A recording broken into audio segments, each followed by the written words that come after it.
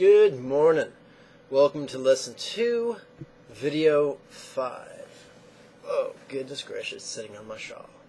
Okay, here is the deal.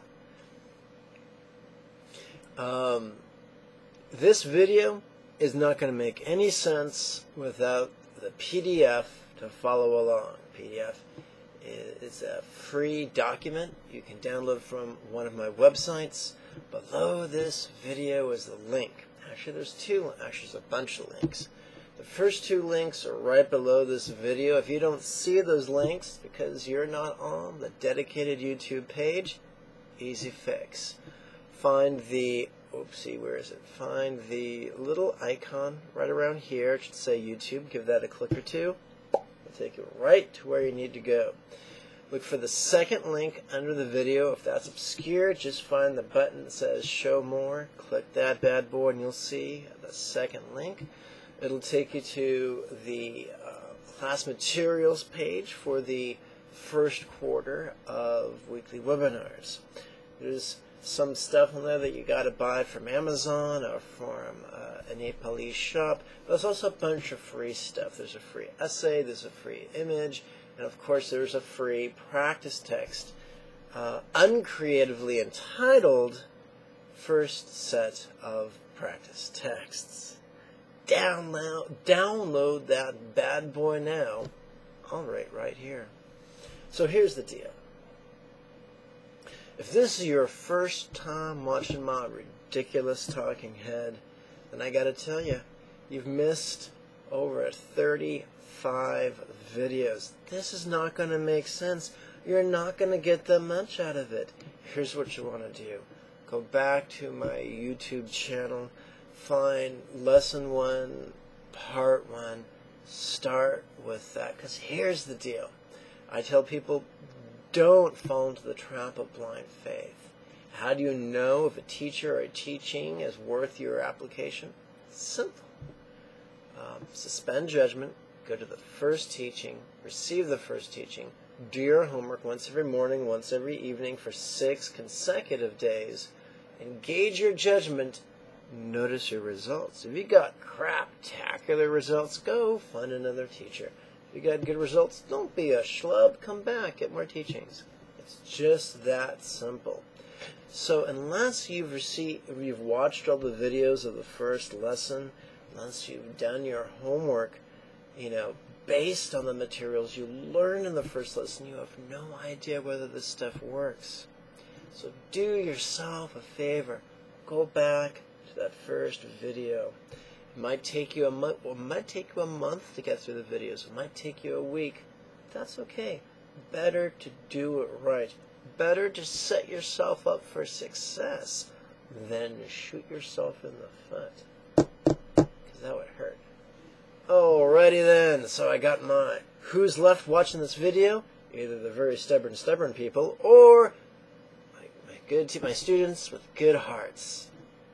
Sincere students with good hearts. That's the magic phrase. Okay. So join me now in the latest version of the first set of lesson texts on page 13. To be sure that the numbering in your version of this text is correct, the very top of the page should read Shenrezig's intellectual and mystical paths to enlightenment. Below that should say verbal and silent, wisdom and alternate nostril breathing. Below that it reads, one time I was talking with a college professor and he just about tore me a new asshole because I said, it says, and he just jumped down my throat and says, texts do not say, but they can be read. Thanks. Okay, it now reads, the passive visualization of the Great Compassion One, that's followed by a line drawing, a 4-armed representation of the Buddha of Compassion. And now we come to our one and only quatrain on page 13. Quatrain is just a fancy pants way of saying, 4 lines. Okay, so we've already explored the first 2 lines and 3/4 of the 3rd line. Let's conclude our exploration of this quatrain with the final quarter of the third line and the final line in its entirety. So to get us up to speed, I'm going to recite this for you right now. An arm's length above my head, and those of all other sentient beings pervading space. If you don't know why I just snapped my fingers, it's because you have not watched prior videos. On a white lotus and moon cushion, from Free appears noble and supreme Chenrei Zig. So in the videos comprising the first lesson, if you've already watched them, you'll recall that we learned how to invoke the person and the blessings and the presence of the Buddha of compassion by chanting the 6-syllable mantra Om Mani Padme Hum.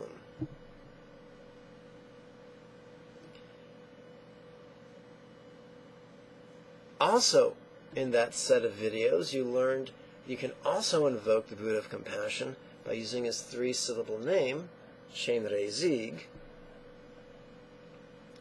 And today, you're going to learn that you can also invoke the person, presence, and blessings of the Buddha of compassion through a 1-syllable mantra.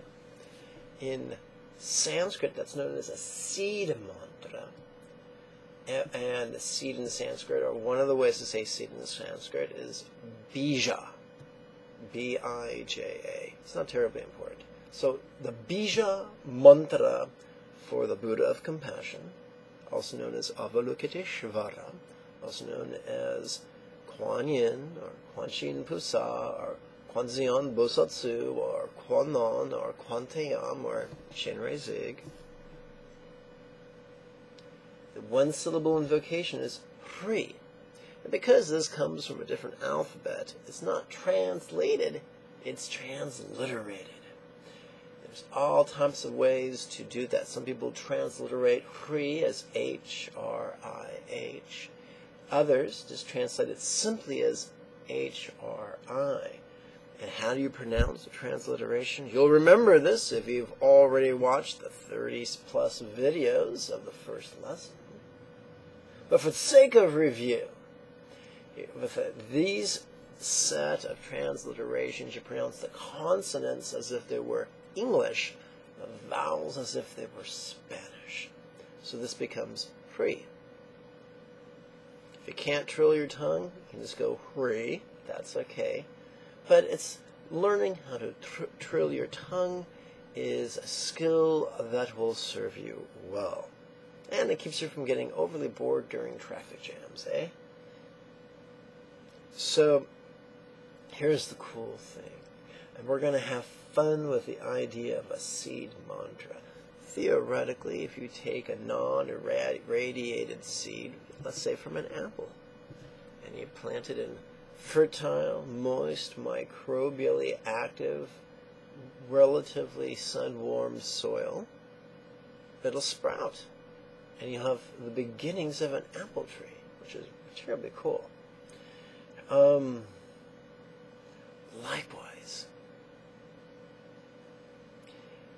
in this visualization from the seed mantra free, we're going to see Chenrei Zig sprout, which is a fun play on words. Remember, the visualizations, even the passive visualizations like these, are designed to stimulate thought and remind us of the teachings. So from the seed free, instantly and miraculously manifests noble and supreme Chenrei Zig. And this reminds me of opening an umbrella. It looks, how many times as a kid you've just played with an umbrella, much to the chagrin of your mother. For fear you'll knock something over or poke someone in the eye. My little sister, bless her heart, at one point seemed determined to put out my eye with her umbrella. Of course, I took exception to that.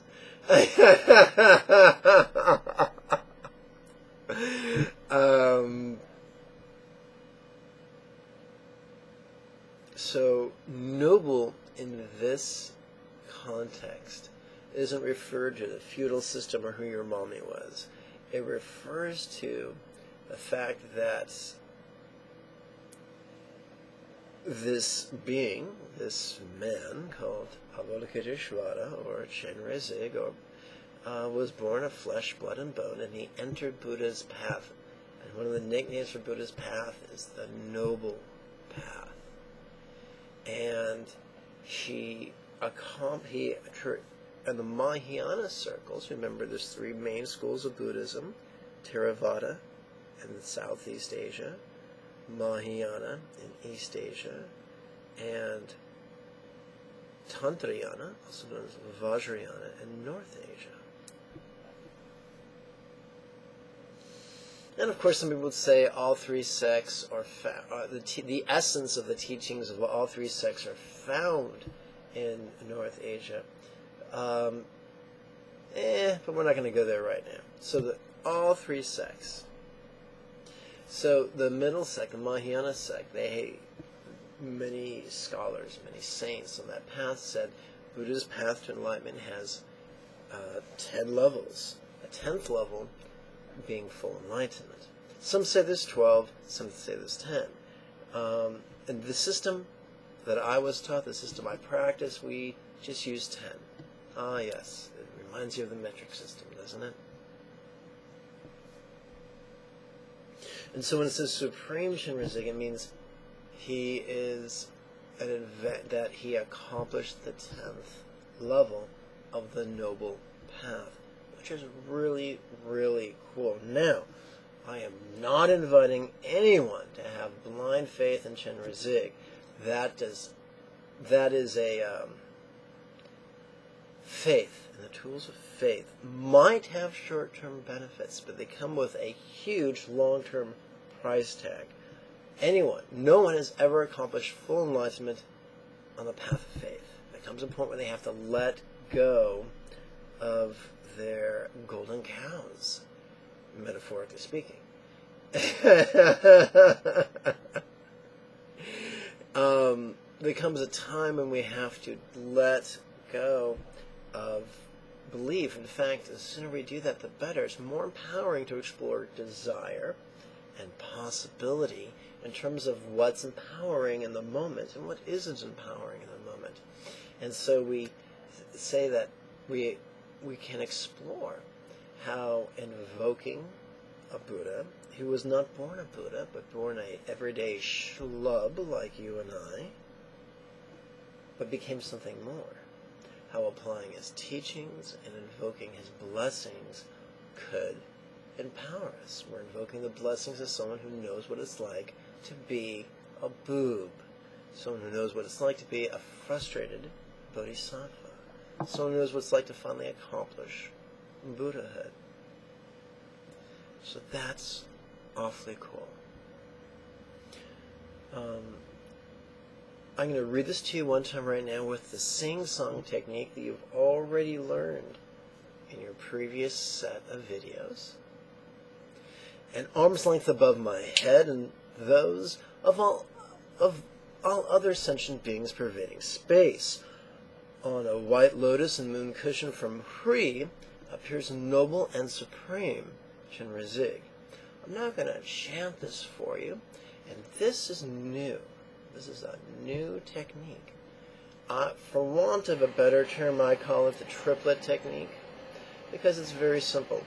Every couplet begins with 3 syllables that you kind of intone each syllable a little bit lower, so it sounds like you're walking down 3 stairs.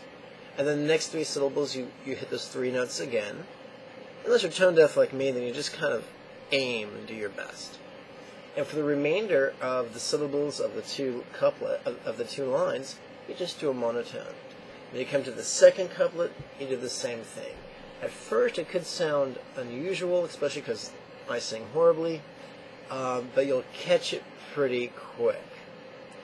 An arm's length above my head and those of all other sentient beings pervading space.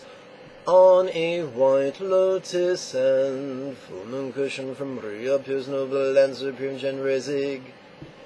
In the future, we'll discuss how to apply all these techniques to healing others. And you'll find, eventually you'll experience, you'll feel the energy flowing through you and out of you and into the person you're healing. And you'll notice that different things you do generate different flavors of energy, different intensities of energy that leave your body and hopefully bless the person you're striving to treat.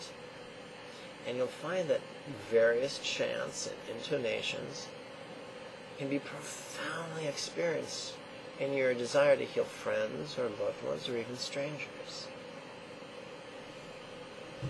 Let me check the video real quick. This video's been 15 minutes. That's plenty for today. I want to give you a quick benediction. I want to thank you for your time and your kind attention. I want to thank you for following the instructions of this video and doing your homework from the previous set of videos. I thank you for your time and your kind attention. I thank you for your occasional donations. That's us hungry monks support ourselves. So may you and yours be healthy and happy. Om Mani Padme Hum. Before you go, I want to remind you to click the thumbs up like button in the lower left-hand corner, just below your video. That should reveal 3 social media buttons. Please click those. Please start with the, click the Facebook button, the Twitter button, the Google Plus button. That'll be beautiful. Now, before I told you about 2 links right below the video.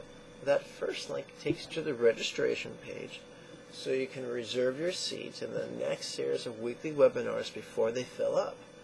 I'm currently using a rather bargain basement brand of webinar, and so there's a very finite number of virtual seats.